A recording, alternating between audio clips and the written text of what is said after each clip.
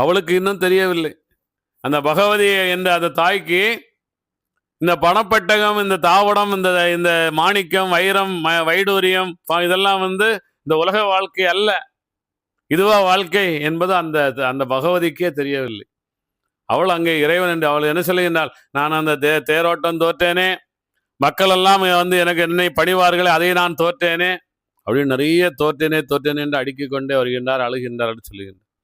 இதுவா வாழ்க்கை இந்த உலகத்துல? நீங்க எத்தனை நாள் நீங்க தேரோட்டம் நடத்தி என்ன பண்ண போறீங்க? எல்லாம் கொஞ்ச நாளெல்லாம் அழிஞ்சு போயிடும் இல்லையா? உண்மையா இல்லை? தேரோட்டம் நிலைக்குமா? இன்னும் ஒருவர் தேரோட்டுக்குன்னா நாளைக்கு இன்னொருவர் தான் தேரோட்டுவார். காலங்காலமா அவரே ஓட்டிட்டு இருக்க முடியுமா? இதெல்லாமே அழிவது தான்.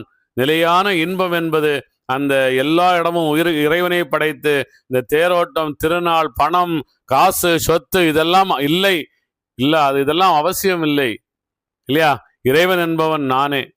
நான் இந்த பூரணமாக இந்த உலக வாழ்க்கையை, இந்த உலகத்தில் இனிமேல் நான் இந்த செய்கின்ற இந்த வாழ்க்கையெல்லாம் நான் விட்டுட்டு என்னுடைய மக்களையும் பகவதியிடம் வரும் மக்களையும் என்ன செய்ய வேண்டும்? அவர்களையும். இதெல்லாம் வாழ்க்கை அல்ல மக்களே. நீ காணிக்கை போடாது. நீ அங்கே கொண்டு அந்த அந்த அந்த இது அந்த தங்க ஆபரணங்களை எல்லாம் நீ போட வேண்டாம். நீ எனக்கு காவடியும் தூக்க வேண்டாம், தேரம் இழுக்க வேண்டாம். நான் எல்லாரும் நீங்களும் இறைவன் தான் என்னுடைய மக்களே என்று பகவதியை காண வருபவர்களையும் அவள் என்ன செய்ய வேண்டும்? அப்படி அவர்களுடைய மனதை அவள் தர வேண்டும் என்பதற்காக தான் இந்த நிகழ்வு நடக்கின்றது. இது வேற எந்த நிகழ்வும் இல்லை. அப்போ அங்கே என்னது, பகவதி இங்கே ஐயா வைகுண்டருடன் சேர்ந்து விட்டாள். சேர்ந்தவள் என்ன கண்டாள்? இந்த இந்த எல்லாம் அங்கே நம்மளை பார்க்க மக்கள் வராகின்றானே, அவன் எனக்கு தேர் தானே இழுக்கின்றான், அவன் காணிக்கு தானே போடுகின்றான், காவடியை தானே தூக்குகின்றான், அதெல்லாம் அவசியம் இல்லை அல்லவா என்ற அந்த மனநிலையை அந்த பகவதிக்கு பகவதியை காண வருகின்ற மக்களுக்கும் அவள் தர வேண்டும். அதான் அவளுடைய அந்த இது. அவளுக்கு தர வேண்டிய பௌசர் தான், அவளுக்கு தருகின்ற அந்த பௌசர் தான். அதுதான். ஆனா சொன்னாளா பகவதி? அங்கேயும் என்ன செய்கிற? தேரை ஓட்டுகின்றார்கள், காணிக்கையை போடுகின்றார்கள், காவடியை தான் தூக்குகின்றார்கள். இங்க ஐயா இதெல்லாம் ஆகாது என்று சொன்ன ஐயாவுக்கும் இதே தான் செய்கின்றார் இல்லையா? உண்மை இல்லையா? இதான் அவள் என்ன செய்யலாம்? எல்லாம் நான் தோற்று விட்டேனே என்று அழுகின்றார். இதெல்லாம் உண்மையா? நீ தேர்ல என்னை எழுத்துட்டு போறதெல்லாம் உண்மையா இருக்குமா? எத்தனை நாள் நீ தேர்ல எழுத்துட்டு போவா? இதெல்லாம் இந்த உண்மையைத்தான் இங்கே சொல்லிட்டு உடனே அங்கேயே பகவதியை கூட்டு இப்படியெல்லாம் ஐயா வைகுண்டர் கஷ்டப்படுத்திட்டாரே இல்லையா? அப்படித்தானே எல்லாரும் நினைப்பாங்க. உண்மை இல்லையா? அதானே நினைச்சிட்டு இருக்கிறாங்க. எல்லாமே இங்கே சொல்லி கொண்டு வருவது எனக்கு இதல்ல. நீங்கள் சரியாக புரிந்து கொள்ளுங்கள். அடுத்து என்ன சொல்லுகின்றாங்கன்னு பார்ப்போம். என்று பகவதியாய் எண்ணமுற்றுதானளவே மன்றுதனை அளந்த மாலமீக மூர்த்தி தேனினிய பெண்ணே தேவி பகவதியே நான் இதுதான் சொல்லும் நல்ல மொழிகேளாய் நான் மனங்கள் செய்யும் நாரியர்கள் தன்னிலுமே மேன்மையாய் உந்தனுக்கு வெகுவணிகள் நான் தருவேன் பொன்னாபரணங்கள் ஆள பெட்டகமும் நான் தருவேன் என்பதியும் தருவேன் ஏறும் பல்லாக்கருள்வேன் தண்டாயமேறி சானங்கள் மிக போற்றி வர கொண்டாட நல்ல குருபாக்கியம் தருவேன் திருநாள் பவசு தினம் உனக்கு நான் அருள்வேன் அருள் ஞான பெண்ணே அங்கிருந்த சீரதிலாம் ஆயிரட்டியாக அணிவேனோனக்குடைமை பொய்யன்றிராதே பொன்மொழியேன் தன்னானே என்று மாயாதி இப்படியே ஆணை கொண்டு குன்றுதன மின்னாய் குமரி மனமகிழ சத்தியமும் செய்து தலையை தொட்டு ஆணையிட்டு புத்தி வந்து வெண்ணாய் பொன்னு பகவதியாய் நாதனுட தஞ்சமென நாடியாக மகிழ்ந்து மாது குமரி வாயுரையாது இருந்தாய் அப்போது திருமால் ஆனந்தமே பெருகிய இப்போது பகவதியை ஏற்ற மனம் செய்யவென்று உன்னி திருமால் ஒரு சொரூபம் கொண்டனராம் பின்னும் அந்த ஈஸ்வரராய் வேடமதை கொண்டனராம் எக்கால வாத்தியங்கள் இசைதாள நாகஸ்வரம் அக்கால தேவர் ஆகாயமீதில் நின்று பந்தல் விதானமிட்டு பாவாணர் போற்றி நிற்க சந்தமுடன் மனித சாதி மீக மகிழ தெய்வரம்பை மாது திருக்குறவைதான் பாட நியாயமனுவோர் நல்குறவைதான் பாட பகவதிக்கு நல்ல பாரமண கோலமிட்டு சுகவரனு மாலை மணம் சொரூபமிர்த்தவரும் பிச்சி மாலை புரிந்து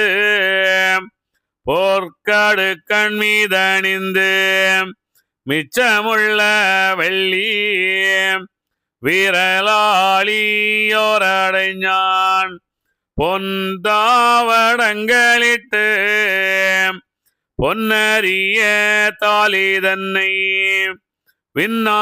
மிந்தாவடம் பூண்ட மெல்லி பகவதிக்கு கண்ணான தாலி காரணத்து நர்த்தாலி விண்ணோர்கள் மிக்க வீரலோன் மீக தரித்தார். அதாவது காரணத்து நர்த்தாலி, காரணத்து தாலி. இது தாலியா? காரணம். என்ன காரணம்? அங்கே பகவதி என்ற ஒரு கடவுள் அங்கே இல்லை. பகவதி என்ற சக்தியையும் நான் எனக்குள்ளாலே கொண்டு வந்து விட்டேன். அப்ப நான் இன்னும் வெளியே இறைவன் என்று நான் கைகூப்பி வணங்க வேண்டியதே இல்லை. ஐயோ அங்க பகவதி இருக்கிறாளே, ஐயோ அங்க முருகன் இருக்கின்றானே, ஐயோ அங்க வழிதேவன் இருக்கின்றார்கள் என்று நான் கைகூப்பி வணங்குவேன். நான் எல்லாமே எங்கே இருக்கின்றேன்? எல்லாத்தையுமே நான் எனக்குள்ளாலே படைத்து விட்டேன். இங்கே சொல்லுகின்றார், அங்கே இருந்த அந்த பொன்னவிதிலும் நான் ஐயரட்டி உனக்கு அதிகமாக தருகின்றேன் என்று. என்ன ஐயரட்டி தருகின்றாள்? அவள் அங்கே அந்த வெளியே அறியாத இருந்தாள், தவமையேற்றி கொண்டிருந்தாள், வெளியே அறியாது இருந்தாள் அப்படின்னு சொல்றாங்க. வெளியே அறியாது அந்த பகவதி இவளது என்ன செய்கிறார்? இந்த பிரபஞ்சம் எல்லாம் நிறைந்திருக்கின்ற அந்த பௌசு வருகின்ற இந்த பிரபஞ்சம் முழுதும் நிறைந்திருக்கின்ற எல்லையற்ற இறைவன் எனக்குள்ளாலே இருக்கின்றான் என்பதை அந்த பகவதிக்கு உணர வைத்து, எல்லா உயிர்களுக்கும் எல்லையற்ற இறைவன் இணைவரையும் உங்களுக்குள்ளால் படையுங்கள், தூணிலும் துரும்பிலும் எங்கும் எதிலும் எல்லா உயிர்களிலும் இருக்கின்ற இறைவனை உங்களுக்குள்ளாலே நீங்கள் படையுங்கள் என்று பகவதியை இனிமேல் தனியாக காண வருபவர்களுக்கும் அவள் என்ன செய்கின்றார்? அந்த அருளை அந்த அந்த அந்த அவர்களுடைய மனதிலிருந்து அவள் பறிக்கின்றார். அதான் கண்ணான தாய் காரணம். அதான் காரணம், வேற எந்த காரணமும் இல்லை. இந்த காரணத்திற்காக தான் பல உயிர்கள் இயங்கிக் கொண்டிருக்கின்றன. நீ நான் என்ற வேறுபாட்டுடன் இருக்கின்றன. கலியன் என்பவன் வேறுபாடு உள்ளவன். அவன் இது எனக்கு என்னுடைய சகோதரி, இது இன்னொரு பெண், இது அவனுடைய சொத்து என்று திருடி அந்த கொடுமை செய்து வாழ்ந்து கொண்டிருக்கின்றனர். எல்லாருமே இறைவன் தான், எல்லாரும் ஒன்றுதான் என்பதை படைத்தால் நீ யாருடைய சொத்தை நீ திருட முடியும்? யாருடைய அந்த பெண் ஒரு தங்கை அது அந்த எல்லாமே நமக்குள்ளாலே என்பதை இங்கே கொண்டு வந்து விடும். அதான் அந்த கலியனுக்கும் அந்த இதுக்கும் உள்ள வித்தியாசம். இந்த வித்தியாசத்தை நாம் புரிந்து கொண்டு விட்டால் நாமும் என்ன செய்யணும்? இறைவன் என்ற அந்த உயர்நிலையை நாம் சென்று விடலாம். இதுதான் உண்மை, இதுதான் சக்தி. இங்கே அரிகோபுரத்தில் சில இடங்களில் சில விஷயங்களை சொன்னாலும் அது வெளியே சொல்வதாக இருக்குமே தவிர அகத்துக்குள்ளாலே நடக்கின்ற கண்ணான தாலி, காரணத்தின் அத்தாலி. இது காரணமான தர்த்தாலி. காரணமாக அந்த அந்த அந்த பகவதியை ஐயா வைகுண்டர் தனக்குள்ளாலே சேர்க்கின்றார். இதுதான் உண்மை, இதுதான் சத்தியம். நீங்க இதை நீங்க ஐயோ என்னடா இது பகவதி அங்க இருக்கின்றாங்க, எத்தனை அங்க பிராமணர்கள் நின்று பூஜை பண்ணிட்டு இருக்கிறாங்க, இங்கே இவர் என்னடான்னா இங்க அந்த தீண்டா சாணா குலத்துல பிறந்திருக்கு பகவதியை தனக்குள்ளால சேர்த்துட்டாருன்னு சொல்றாரு. அப்ப அங்க இருக்கிற இந்த ஐயருங்க நிலைமையில இதெல்லாம் இந்த வேறுபாடுகளை எல்லாம் இங்கே ஐயா வைகுண்டர் அகற்றுகின்றார். இதுதான் உண்மை, இதுதான் சத்தியம். நிறைய விஷயங்கள் நீங்க தெரிஞ்சுங்க. அப்படிப்பட்ட ஐயா வைகுண்டருக்கு இன்று நாம் எப்படி நாம் அந்த வழியை நாம் மாற்றி கொண்டு செல்லுகின்றோம் அப்படின்றத நீங்க புரிஞ்சு ரொம்ப ரொம்ப புரிஞ்சுங்க. ரொம்ப முக்கியமானது. இது காரணம் ரொம்ப காரணமாக இருக்கு. காரணத்தை நீங்கள் சரியாக புரிந்து கொள்ளுங்கள். அங்கே அரிகாவலீஸ்வரர் இதே தான் சொன்னார் இல்லையா? அகிலத்தில் இது ஏரணியும் மாயோன் இவ்வுலகில் தவமிருந்து காரணமாய் செய்த கதையை நீங்கள் விட்டு விடுங்கள், காரணத்தை எடுத்துக்கொள்ளுங்கள். இங்கே இந்த பகவதிக்கு எதற்காக இந்த பகவதி எங்கே அவர் கூட்டு வரணும்? எதற்காக அங்கே கூட்டு வந்துட்டு இவ்வளவு பிரச்சனை இருவருக்கும் நடக்கின்றது? இதெல்லாம் நம்ம சரியாக புரிந்துக்கலாம். யாராக இருந்து செய்கின்றார்? ஈஸ்வரனாக இருந்த. அப்போ பகவதி என்பவள் யாருக்காக தவம் ஏற்றினாலும் ஈஸ்வரனை நோக்கித்தான் தவம் செய்து கொண்டிருந்தார். நிறைய கதையெல்லாம் சொல்லுவாங்க. சிவருமான் பார்வதியை கல்யாணம் பகவதியை கல்யாணம் பண்றதுக்கு நிறைய டைம் ட்ரை பண்ணிட்டு இருந்தாலும் நிறைய கதை நம்ம ஊர்ல எல்லாம் சொல்லுவாங்க. ஒரு டைம் அங்க பகவதிட்ட கேட்பாங்களாம், அவங்கள நாங்கள் சிவபெருமானும் திருமணம் செய்யணும்னு நினைக்கிறாரு. இதெல்லாம் கதை. திருமணம் செய்யணும்னு நினைக்கிறாரு. நீங்க என்ன சொல்றீங்கன்னு கேட்ட உடனே ஒரு மாட்டிலிருந்து கறக்காத பால், மரத்திலிருந்து காய்க்காத கனி, இதெல்லாம் கொண்டு கோழி கூறதுக்கு முன்னாடி வந்துடணும். அப்போதான் வந்தாச்சுன்னா நான் திருமணம் செய்து கொள்கிறேன்னு சொல்லுவாங்க. இவங்க உடனே சிவபெருமான், ஏன்னா இதெல்லாம் சிவபெருமான் அதாவது கதையா சொல்லுவாங்க அந்த காலங்கள். இதெல்லாம் கதை கொண்டு வர்றதுக்கு முன்னாடி ஐயோ அவ கன்னியா இல்லையே அங்கே இருக்கிறா, அது அழிந்து விடுவேன்னு சொல்லிட்டு என்ன பண்ணுகின்றார்? அங்கே அந்த கொஞ்சம் தாண்டி அந்த இது நாரதரே கோழியா கூவினாரு அப்படின்னலாம் அந்த காலத்துல கதையெல்லாம் பயங்கரமா சொல்லுவாங்க. அவ என்னன்னா கோழியா கூவணும், கோழி கூவிடுன்னு சொல்லிட்டு எல்லாத்தையும் விட்டுட்டு போயிடுவார் சிவபெருமான் அப்படின்னு கதையெல்லாம் சொல்லுவாங்க. இங்கே என்ன சொல்லுகின்றார் ஐயா? அந்த பகவதி என்பவள் வேறல்ல, அவளும் அந்த சக்தியும் என்னுடன் தான் இருக்கின்றாள், என்னுடைய உடலாக இப்பொழுது இருக்கின்றாள் அப்படின்னு சொல்லிட்டு என்ன செய்யணும்? அதான் காரணம் என்று அவளை என்ன செய்கின்றார்? அவளை தன்மையப்படுத்துகின்றார் பகவான். இதுதான் உண்மை. இது அதான் எப்படி அந்த சிவபெருமான் எனக்குள் இருக்கின்ற சிவபெருமானாக நான் என்னை ஆக்கி கொண்டிருக்கின்றேன் என சிவபெருமானாக அந்த பகவதியை திருமணம் செய்கின்றார். இதான் நடந்துட்டு அடுத்தது என்ன சொல்கிறார் பார்ப்போம். கண்டே தெய்வாரும் கன்னி பகவதிக்கு இன்று மனமுறிந்தார் இறையவர் தான் எனவே கொண்டாடி கையிலே கோவிந்த மிக வாழ்ந்திருந்தார் தொண்டரன சான்றோர் துதித்து மிக போற்றி காலி முடிந்த காலம் கன்னி பகவதிக்கு சாலிவில்லா மாமணங்கள் தானாச்சு இன்றனவே எல்லோரும் கொண்டாடி இருந்தார் காணம்மானே நல்ல நாராயணரும் நாடியாக மகிழ்ந்து செல்லமடவாரோடு சேர்ந்து விளையாடியிருந்தார் அந்தந்த வெண்களுக்கு அழகு சொரூபம் கொடுத்து சொந்த சேர்ந்த விளையாட்டு தோகையரோடாடினராம் ஆடி திருநாய் ஆனந்த கும்மிகளாம் நாடியோகத்தீர்ப்போம் நல்ல மக்களும் அறிய சொல்லியாமம் கூறிய சோபனங்கள் தான் பாடி நல்லியல்வாய் நாதன் நடத்தி வருகையிலே ஈஸ்வரனுக்கேற்ற ஏந்திளையாள் பார்வதியை வீசுபுகழ் பார்வதியை வெற்றி மண்டை காட்டாளை மாமணங்கள் செய்ய மனதிலுற்று எம்பெருமாள் பூமணங்களான பொன்னு நல்ல பார்வதிக்கு மங்களங்கள் கூறி மாதை மீக நினைத்து திங்கள் சடை அணிந்து சிவவேடமும் தரித்து மாத்திரையை கொள்வீடித்து மார்வில் தாவடம் பூண்டு காத்திருந்து பார்வதியை கருத்தாய் நீனைக்கலுற்றார் மாதுமைக்கு மாமங்களங்கள் மகேஸ்வரனார்தான் கூறி தீதகளும் மாதர்களை சிவமோமீக நினைத்து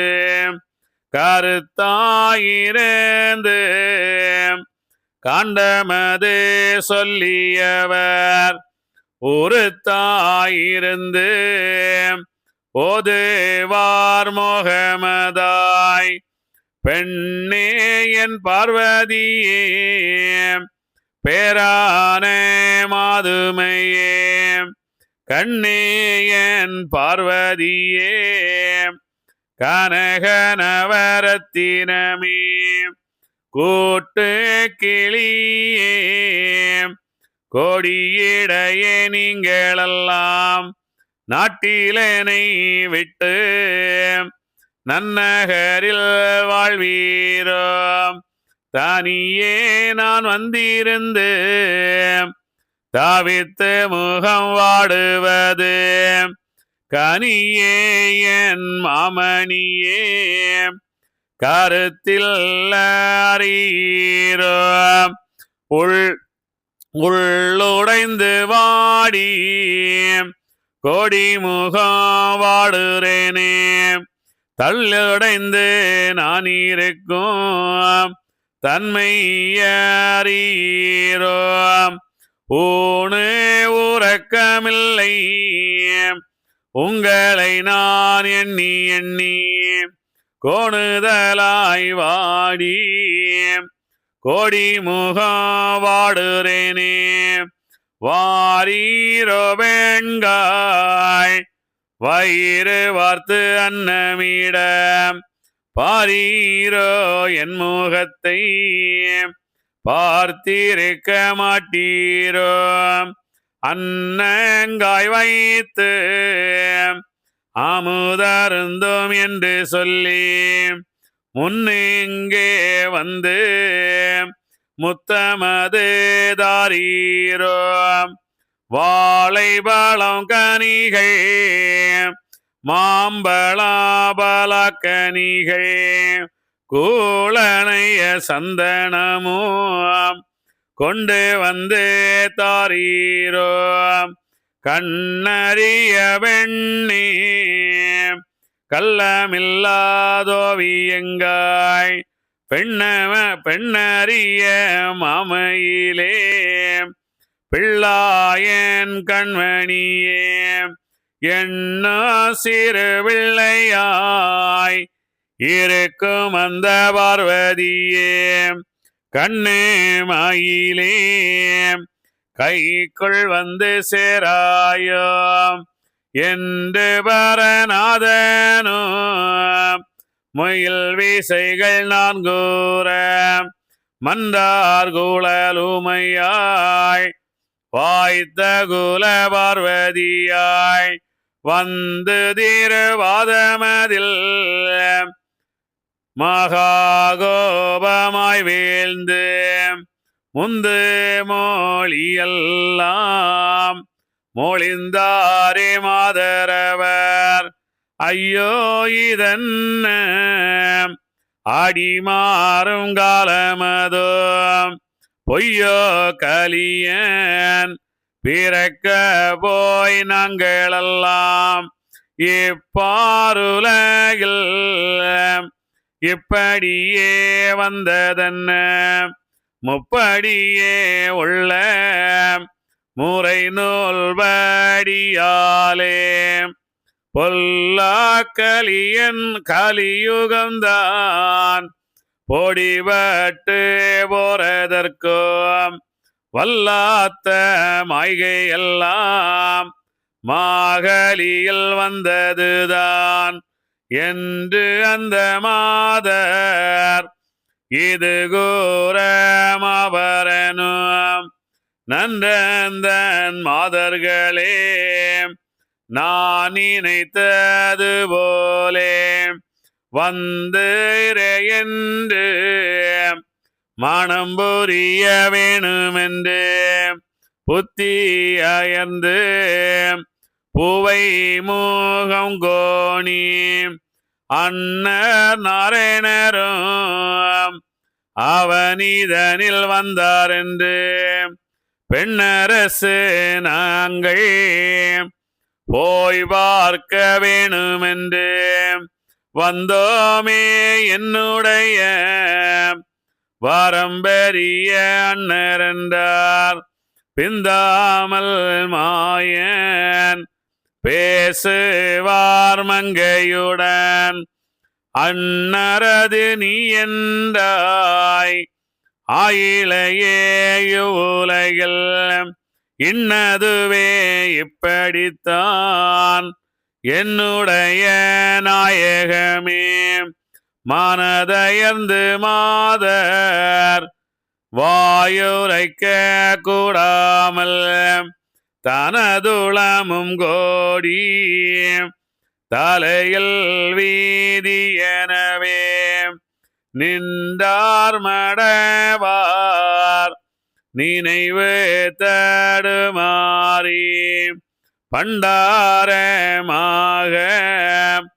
பரமன் வடிவெடுத்து தாலி மிக தரித்தார் தாமானந்த பெண்ணார்க்கு ஆலித்து பார்வதியை அருவியுடனீராட்டி சந்தோஷமாக தாலி மீக தரித்தார். இங்கே பார்வதி, அங்கே பகவதி என்பவள் அந்த கன்னியாகுமரியில் அந்த குமரியாக வீட்டிருந்தாள் அப்படின்னு தான் சொல்லுவோம். இங்கே பார்வதி அப்படின்னு யாருன்னா, பார்வதி என்றால் அதாவது பார் என்றால் இந்த உலகம், பார் என்றால் இந்த உலகத்திலுடைய பொருட்களால் தான் நம்மளுடைய உடல் உருவாகி இருக்கின்றது. இந்த உடல் எப்படி உருவாகி, இந்த உலகத்தில் உள்ள பொருட்களின் உருமாற்றம் தான் நம்மளுடைய உடல். அப்போ இந்த உடல் அதான் சக்தி என்று சொல்லுவாங்க. சக்தி இல்லையால் சிவம் இல்லை, சிவம் இல்லையால் சக்தி இல்லை அப்படின்னு சொல்லுவாங்க. ஏன்னா சக்தி தான் இந்த உடல். அப்போ சிவபெருமான் எங்கே இருக்கின்றார்? இந்த உடலில் சக்தியாக இருக்கின்றார். இந்த சக்தியாகி அந்த சிவபெருமான் வெளியே சென்று விட்டால் இந்த உடல் செத்து விடதான் சக்தி இல்லையேல் சிவம் இல்லை, சிவம் இல்லையேல் சக்தி இல்லை அப்படின்னு சொன்னாங்க. இதெல்லாம் சும்மா விளையாட்டுத்தனமா சொன்னதில்லை, எல்லாமே காரணம். யாரு சொன்னாங்க? சித்தர்கள் சொன்னாங்க. இந்த உடலில் இருக்கின்ற சக்தியாகிய உயிர் வெளியே சென்று விட்டால் உடலுக்கு எந்த சக்தியும் இல்லை. அதே போல உயிராகிய அந்த சிவனுக்கு இந்த சக்தி இல்லை என்றால் அவன் சிவன் மேலேற முடியாது. ரொம்ப முக்கியமானது. அப்போ இந்த சொல்லுகிறாங்க எல்லாமே நீங்க சொல்லுங்க. இதுக்கு அங்கேயே சொன்னாங்களா? உடலுக்கு என்ன தேவை?